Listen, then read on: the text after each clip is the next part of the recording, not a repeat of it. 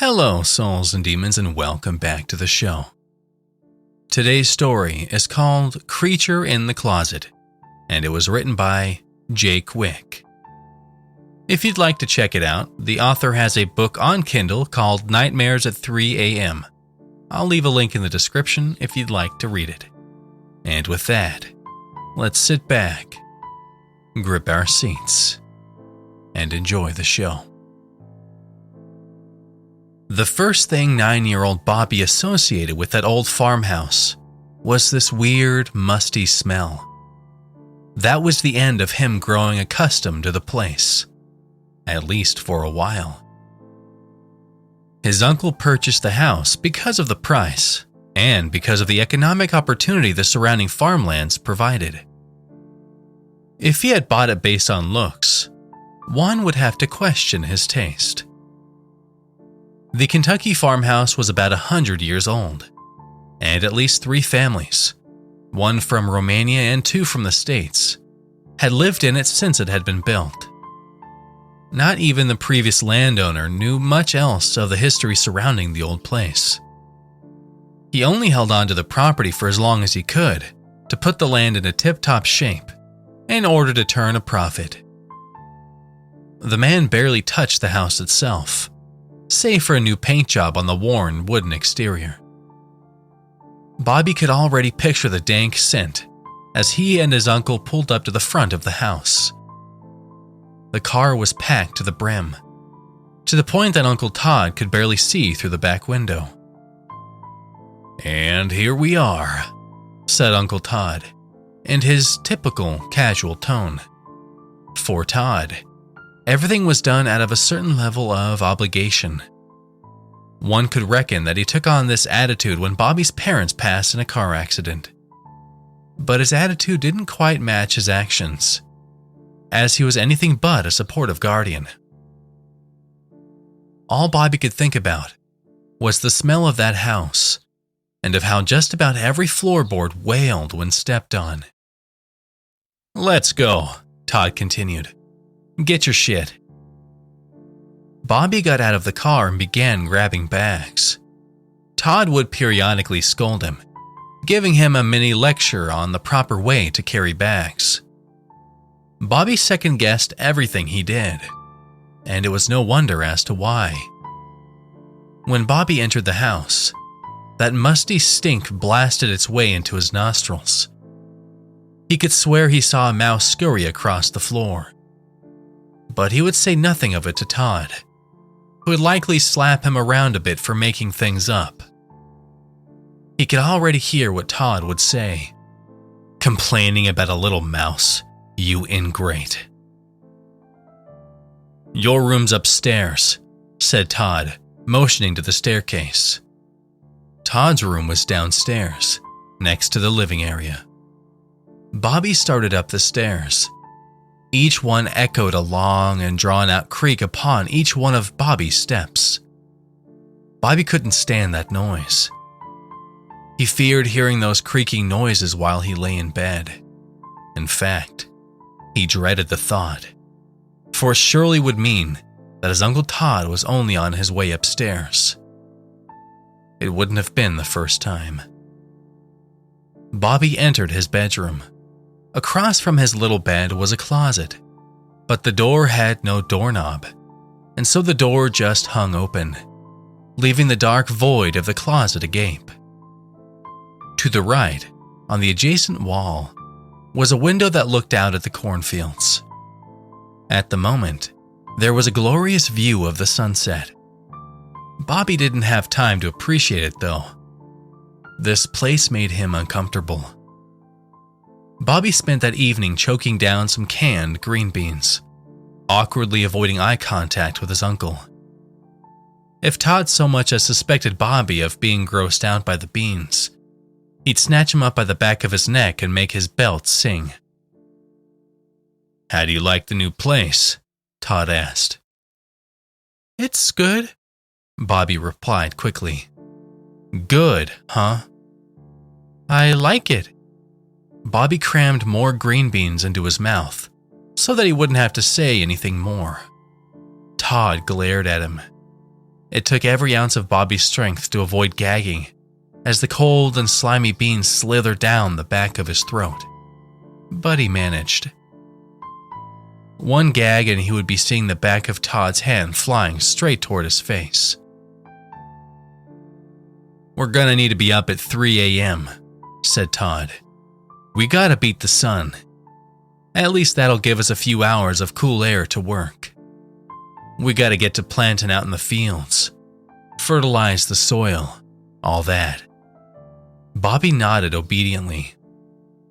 "I'm gonna show you how to plant the corn and the soybeans," Todd continued. "In the fall, we'll harvest them. But first, I gotta show you how to work the trencher." Again, Bobby nodded. He feared that anything he said would sound stupid and piss off Todd. Todd looked back at the clock and followed this by standing up. "Best get to bed," he said. Todd started to walk off, but then stopped and turned around. "Oh, and I don't want to have to wake you up in the morning. Got it?" Bobby nodded. "How's that?" Todd asked, rhetorically. "Yes, sir," Bobby quickly replied. "Set your alarm, 3 a.m. If it's 3:02 and you're not up, I'm coming in there and making my belt sing. You hear?" "Yes, sir." "And that'll be no way to work the rest of the day, with a sore rear end." "Yes, sir." Todd exited the kitchen. Bobby brought his fork to his plate, but quickly realized that he had eaten the last of his green beans. Todd's anger was a powerful motivator indeed. At around 11 p.m., Bobby awoke with a full bladder. He quickly sat up, counting his lucky stars that he hadn't wet the bed and drawn Todd's wrath. However, just as he was about to lift his feet out from under the covers, Bobby froze as he found himself gazing into the dark vacuum of space that was his closet. His vision was fuzzy from sleep, and so he could see dancing shapes within the darkness of that doorway. For the first few seconds, he could have sworn the shapes he was seeing were really there. But after a moment, even his 9-year-old mind understood they were just the product of sleepy eyeballs. But then, Bobby began to notice a very distinct shape in the doorway. It was circular in form, very pale in color, and had a slight neon tint. Bobby rubbed his eyes, but the shape still lingered there. He blinked a few times, but still it stayed. Bobby stared at the shape, and then he began to pick up on other features. The shape had 2 pitch-black dots on its surface, and that was when Bobby realized that it was a face. He couldn't quite believe what he was seeing, but it was real. He quickly hunkered back down under his covers, pulling the sheet up to the bridge of his nose. He didn't dare take his eyes off of that face. He feared that if he did, he would look back to see it right in front of him. A few minutes passed as Bobby continued to stare at the face. He hadn't pulled the covers away from his own face, and now there was a light rug burn on the tip of his nose because of it. The room was so dark that Bobby could not even see the rest of the being's body, just the face. As he continued to watch it, the face's mouth began to slowly move upward in a ghastly grin. Bobby wanted to get out of the bed and run, but there was no way he was mustering up the courage to do that. He had thought about calling for his uncle several times, but that may have brought problems of its own, either from his uncle's anger or maybe from the thing in his closet. Still, it was starting to seem like a better option than lying there and having that face stare at him all night long. Uncle Todd?" Bobby stammered out. It came out as a small squeak that was just barely above a whisper. Uncle Todd! Bobby yelled this time, and then waited. The face's hideous grin grew wider, as if watching Bobby cry for help gave it some sort of sick satisfaction. Uncle Todd? Even on the third try, Bobby could still make out the faint sound of Todd's woodcutter of a snore downstairs. The rest of the night, Bobby drifted in and out of consciousness as that face stared him down. What the hell is this? Bobby blinked, and the next thing he knew, it was 3 a.m., and he was looking up at a very angry Todd, who was furiously tossing Bobby's piss-soaked sheets across the room. It wasn't long before Bobby felt Todd's vice-like grip on his wrist. Todd yanked Bobby out of bed and to his feet. Any more force than Todd would have ripped Bobby's shoulder right out of its socket. Not only do you not wake the hell up when I tell you, yelled Todd, but then you rub salt in the wound by pissing the bed like an infant. I'm sorry, Bobby shouted. There was a... Bobby's voice drifted off. Todd stared him right in the eye, expectantly waiting for an answer, or better yet, an excuse so he could start hitting Bobby. There was what? Asked Todd. There was something in my closet, Bobby said hesitantly.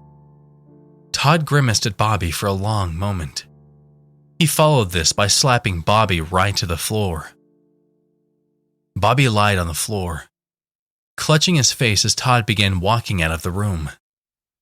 Now get dressed, said Todd. Tonight you're gonna wash those sheets. Actually, no. You're just gonna sleep without the sheets. Todd stormed out of Bobby's bedroom, slamming the door behind him. Bobby immediately forgot about the bruise on his face and glanced over at the closet. Thin streams of daylight seeped into the doorway of the closet, and Bobby could see that there was nothing there now but a worn wall and a bar for clothing hangers. Bobby's day was mainly spent getting screamed at by Todd. Just about everything Bobby did was followed up by an angry barrage of choice words from his uncle. His previous night of interrupted sleep only made matters worse. At times, Bobby was shocked simply at the pure longevity of his uncle's anger. How could somebody be angry this much? That evening, Bobby dreaded walking up the stairs. The creaking of the steps no longer bothered him too much, and neither did the house's smell. All he had time to dread at this point was that face in his closet. He had tried to rationalize it with himself, hoping and praying that it had just been one of those half-asleep, half-awake hallucinations. He remembered how his dad used to say that, when he himself was little, he would see tiny little fingers moving around in the carpet upon waking in the middle of the night. Still, no matter how much Bobby tried to rationalize it, that face had looked just too real. Bobby made sure to drain his bladder before going to sleep. He had to shut the bathroom door, because if you look closely at the corner of the mirror, you could see one half of that closet. When he left the bathroom, Bobby full-on sprinted over to bed, leaping into the air and diving onto the mattress. He decided to sleep with the light on tonight.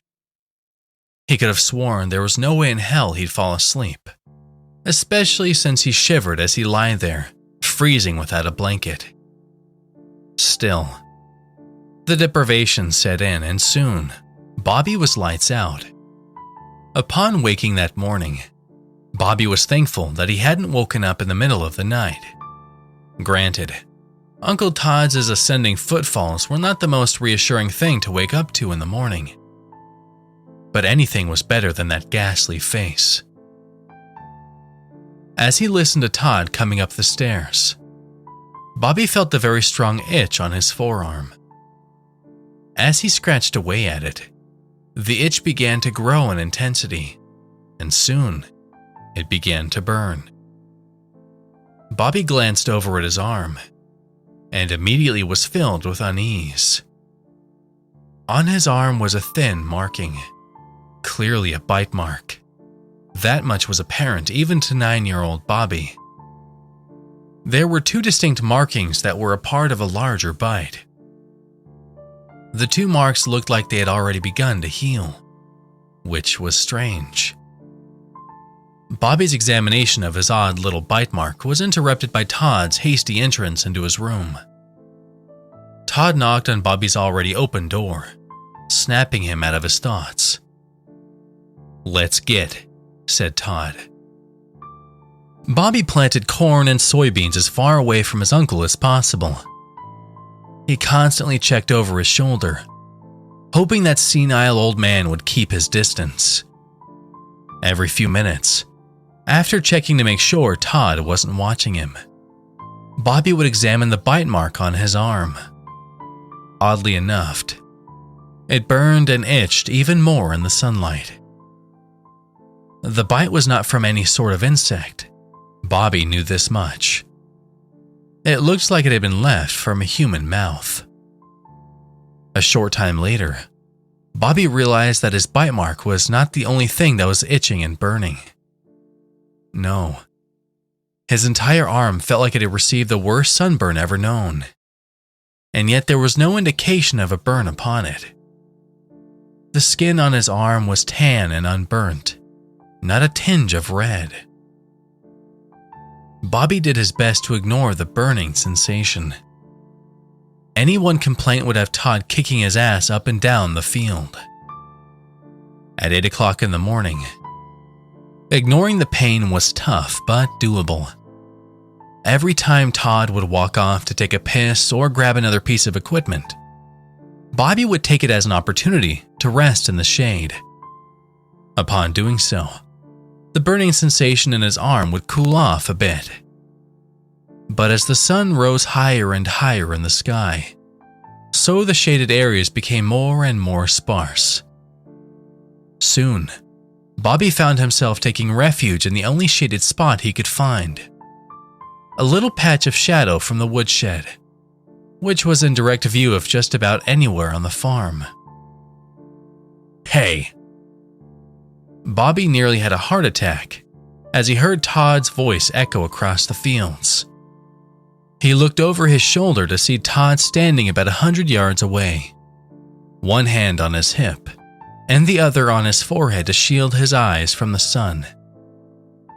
He was looking right at Bobby, who was hanging out in the shade, scratching away at the bite mark on his arm. "The hell you doing, boy?" Todd continued. Bobby struggled to think of an answer. "I have a bite on my arm," Bobby replied. "You're about to have a welt on your arm if you don't get back to it. A little bug bite stopping you from working?" Bobby reluctantly stepped back out into the sunlight and continued planting seeds. Uncle Todd was onto him now. He'd be keeping a close eye on Bobby the rest of the day. Bobby was quite sure of that. As the sun rose nearer to its midday position, the burning sensation on Bobby's arm began spreading toward the rest of his body. His skin was on fire now, and it was just about unbearable. It was as if he had been sunburned from head to toe. But again, there was not a patch of redness on him. Still, the pain was excruciating, and Bobby wasn't sure how much longer he could bear it. There weren't many things that scared him more than Todd's belt blows, but this pain within his skin was as frightening as it was inexplicable. While the pain atop Bobby's skin grew more and more intense, the bite mark began to ooze and fester, sort of like poison ivy. Bobby had gotten poison ivy before, but the discomfort that arose from the bite mark was on another level. It itched and burned, and the more he itched it, the more it burned. And the more it burned, the worse the itch. It was a lose-lose situation, especially with Uncle Todd expecting another few hours of work from Bobby. It was about 10:30 when Bobby knew he couldn't go on like this. Some part of him knew that the itching and burning would lessen if he got out of the sun. It was strange and it didn't make sense, but Bobby had realized it through a morning of trial and error. He figured that his uncle, who was now somewhere deep in the cornfield, was a problem best dealt with later. For now, the pain was just too much. Bobby would have killed someone just to cease it. He dropped everything and broke into a run for the house. Even the fabric of his shirt brushing against his skin burned like hell. It was the longest jog of his entire life, even though the farmhouse was only a few hundred yards away. Bobby burst inside the house, taking care to close the door quietly so Todd wouldn't hear it. He panted like crazy, wincing from the pain. But just as he had suspected, it quickly began fading away the moment he was back inside. In just 30 seconds, the burning sensation was completely gone, and it was as if it had never been there in the first place. Bobby stared down at his arms with pure confusion. He pressed 2 fingers to one and pulled them away. The standard visual test for a sunburn. There wasn't one. Bobby continued to glance out the window in a paranoid fashion. After just a few minutes, his heart sank as he saw Todd angrily pacing the farm, searching for him. Bobby began shifting around, trying to think of what to do next. If he stayed inside, Todd was bound to come looking for him, but he simply couldn't deal with that burning pain. Not again. He had to think of something and fast, because Todd was now on his way toward the house. Bobby ran into the kitchen, grabbed a glass, and poured tap water into it. As he began sipping from the glass, he heard the front door open. "Bobby," Todd shouted in a "so help me if you're in here" manner. Bobby hesitated as he continued to gulp down water. He pulled the glass away from his lips, making sure his voice reflected that he had just finished drinking water. "In here," he said, "getting water." The sound of Todd's approaching footsteps followed. He entered the kitchen and stared Bobby down. "Why don't we get you a jug?" said Todd. "Here, let's get you a jug. I don't need you passing out on me." Great, thought Bobby, as he watched Todd sift through various items in the pantry. He couldn't go back outside. He just couldn't do it. "Uncle Todd?" said Bobby. "What?" Todd immediately replied. My skin's hurting me." "Pardon?" Todd stopped what he was doing and aimed one ear at Bobby. "My skin's burning," said Bobby. "Where?" "Everywhere." "Did you get poison ivy?" "I don't know, it only hurts when I'm in the sun." Todd backed out of the pantry and approached Bobby, kneeling down on the ground and scrutinizing him. "That don't make sense," said Todd. "It burns so bad," said Bobby. "I can't take it." Todd huffed in irritation, staring down at the ground as he thought of what to do.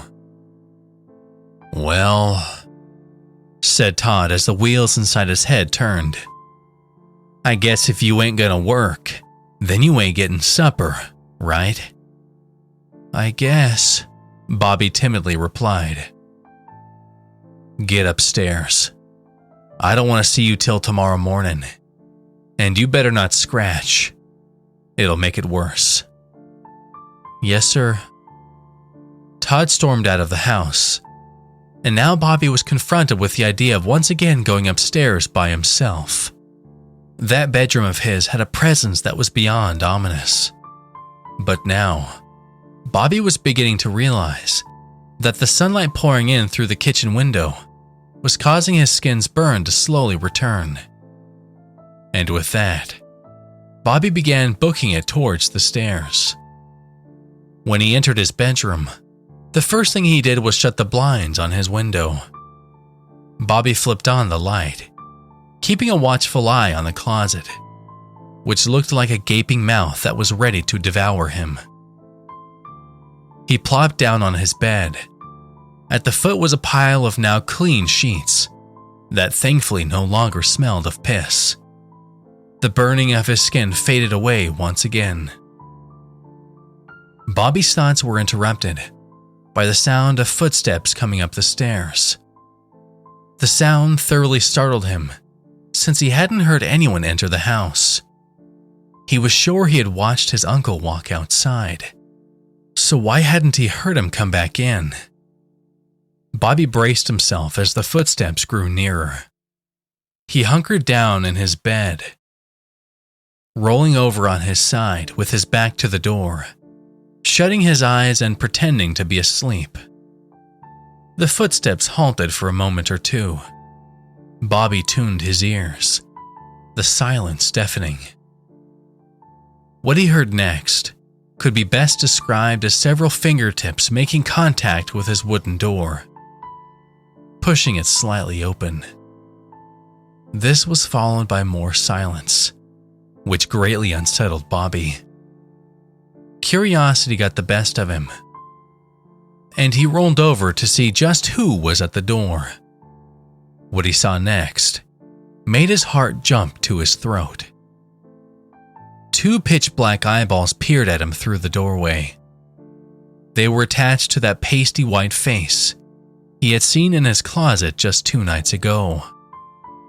Bobby was frozen with fear for several moments.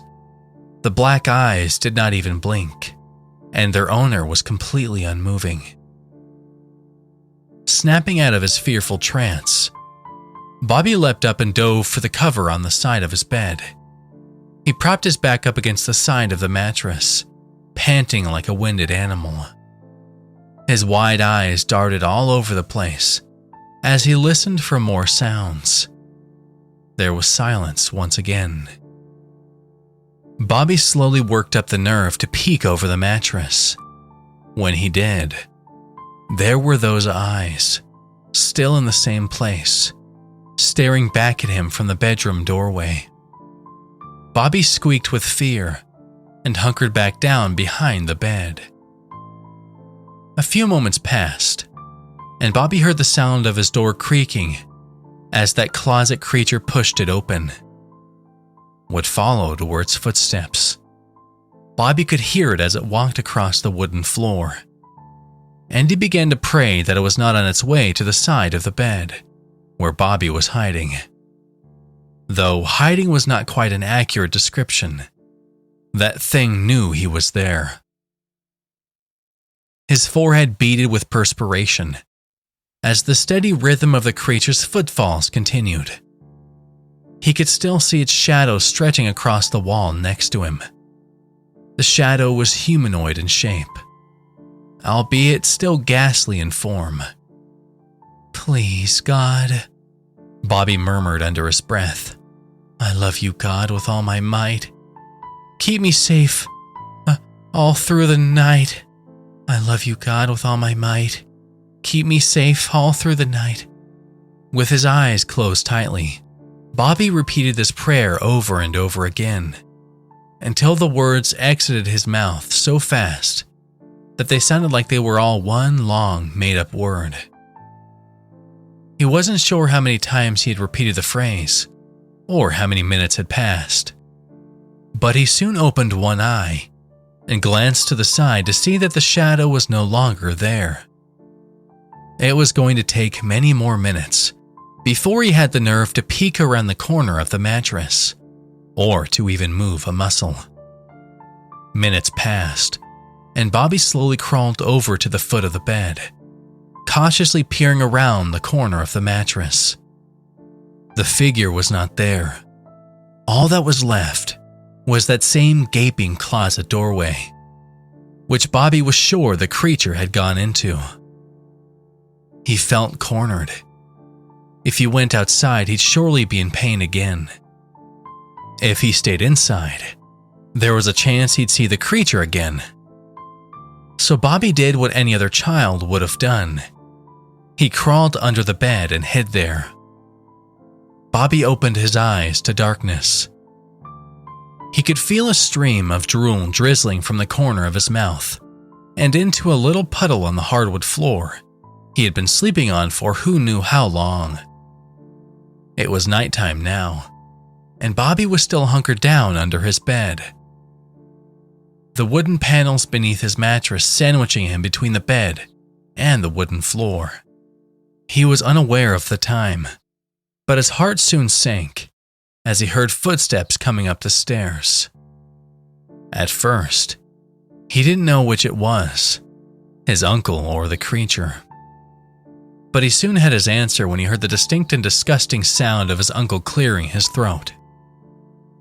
Bobby quickly crawled out from under his bed and plopped down on the mattress, rolling over and pretending to be asleep. His bedroom door creaked a bit as Todd pushed it open. "Psst," Todd whispered. "You asleep?" Bobby did not answer, and in this moment, he became terrified as he hoped to God that Todd wasn't up here for a reason other than simply checking on him. The next thing he heard was the sound of Todd slowly pacing into his room. Oh God. Bobby braced himself for the worst. He could hear Todd circling around the foot of the bed. But a slight relief set in when Bobby heard the sound of Todd fiddling with the clock on the nightstand. Through squinted eyes, Bobby confirmed that this was what Todd was doing, just checking to make sure the alarm had been set. Bobby knew he had forgotten to set it, judging by the curses Todd muttered under his breath. Soon, Bobby could hear Todd circling back around the other side of the bed.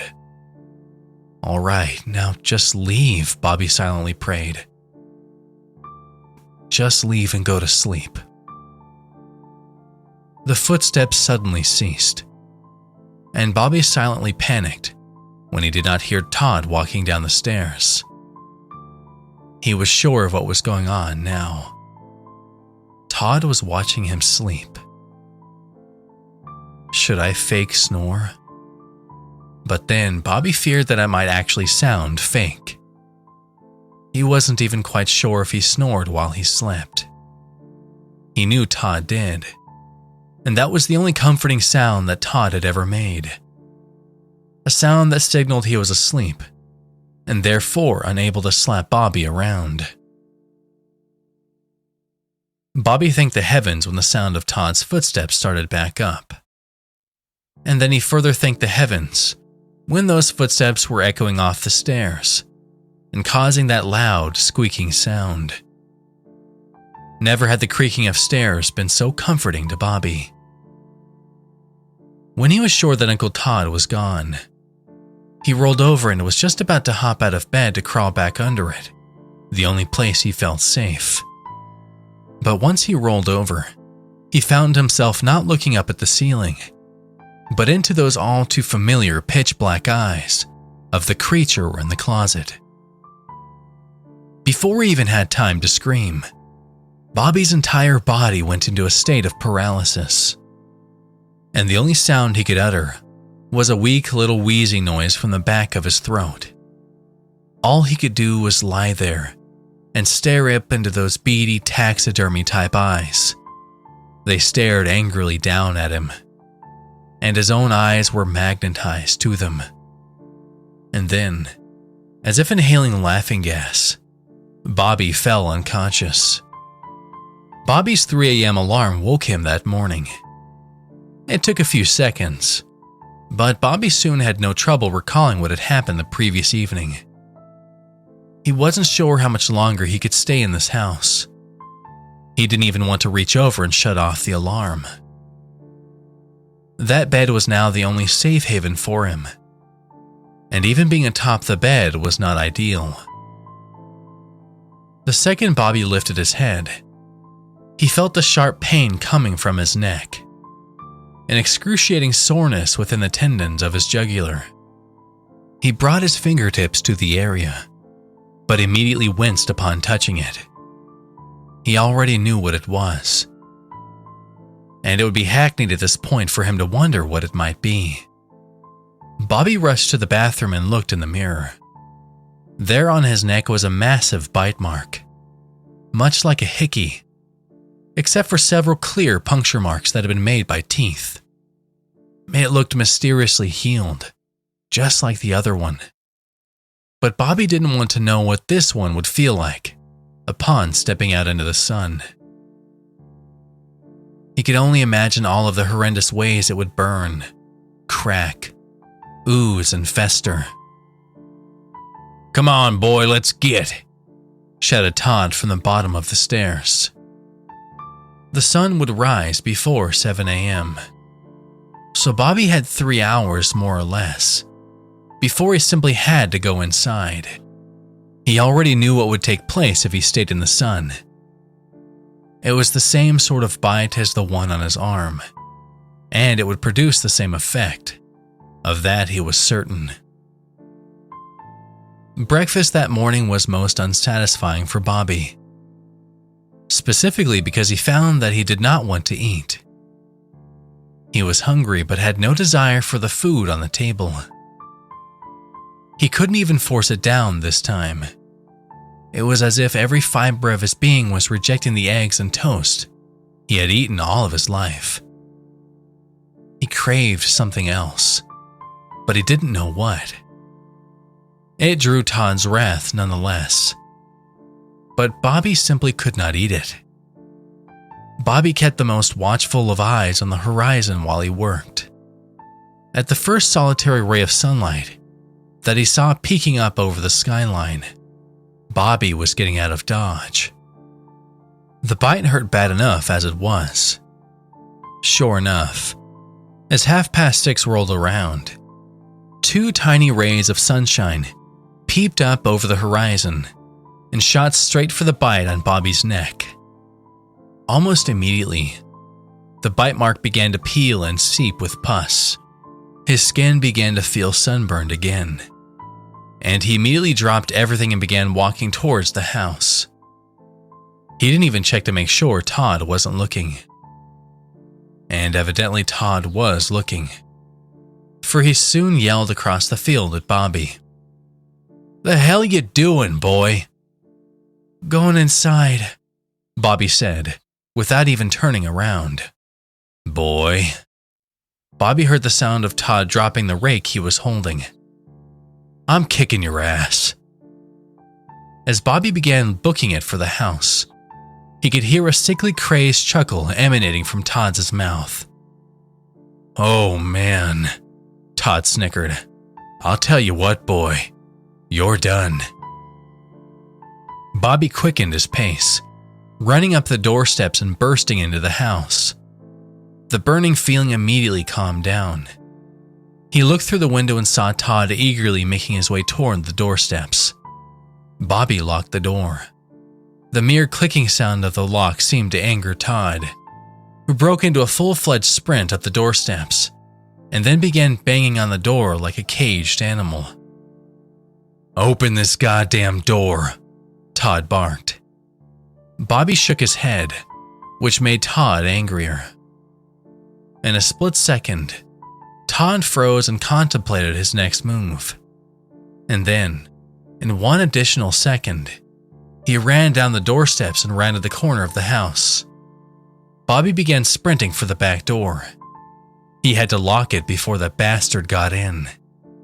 If Todd got inside, it was over. Bobby ran and ran, but the sound of the back door opening was enough to send him running back the way he came. "You're done, boy." Bobby booked it for the stairs. He thought of going out the front door, but he just couldn't face the sunlight. Not again. He ran up the stairs. About halfway up, he looked over his shoulder to see Todd begin his own ascent upstairs. "Where are you going?" Todd asked maniacally. "Where are you gonna go, huh?" Bobby burst into his room and slammed the door shut, locking it just in time. The doorknob began wiggling wildly as Todd tried to open it. "Open this door now! Open it!" "Go away!" Bobby shouted. "Boy, I'ma kick it down." There was silence for a moment, as Todd seemed to be giving Bobby some sort of choice to open the door. But at the heart of it, there really was no choice. Bobby was going to have to face the music. "Alrighty, you little shit." And with that, Todd knocked in the flimsy wooden door with one mule-like kick. He immediately lunged towards Bobby. Bobby hopped up onto the bed and over to the other side. It was now a game of cat and mouse. Todd circled around the foot of the bed. And when he did, Bobby jumped up onto the bed and went to the other side. This repeated several times, but it couldn't last forever. Bobby knew that much. "I can do this all day," Todd exclaimed. Bobby was now on the far side of the room, and he started eyeballing the doorway. Todd was by the corner of his bed, at the foot. The second Todd took one step around that corner, Bobby was going to leap for that door.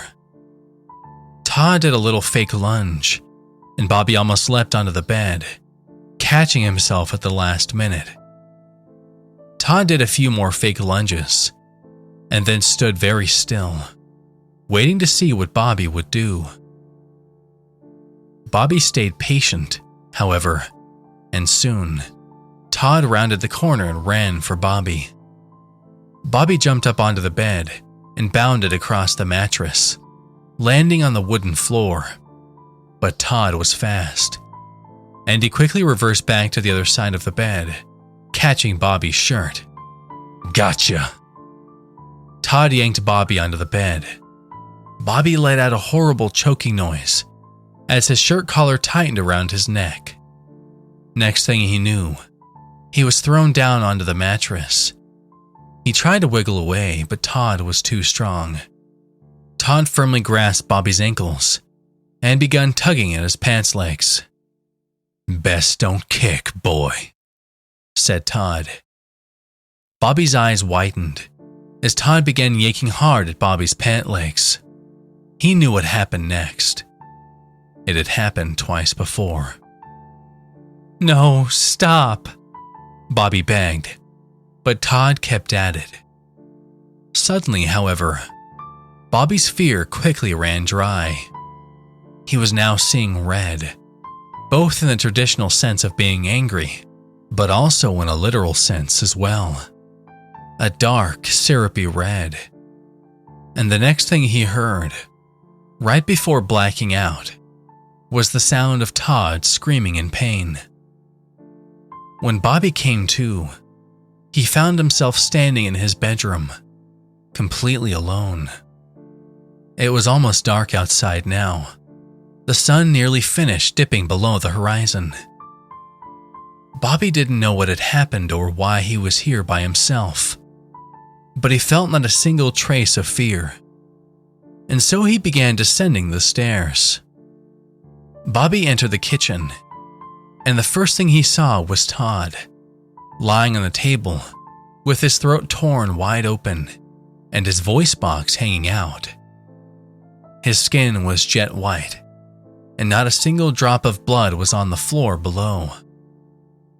And as Bobby smacked his lips and moved his tongue around his mouth, he tasted the strong flavor of blood. Both the tang of the blood and the sight of Todd's corpse made Bobby grin.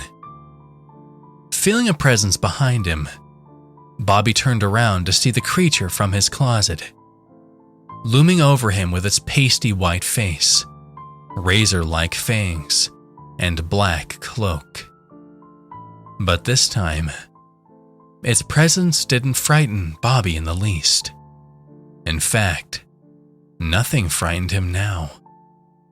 And as he took the creature's clawed hand and began walking with it into the darkness, he felt safe and sound. for he would never have to step out into the sunlight again.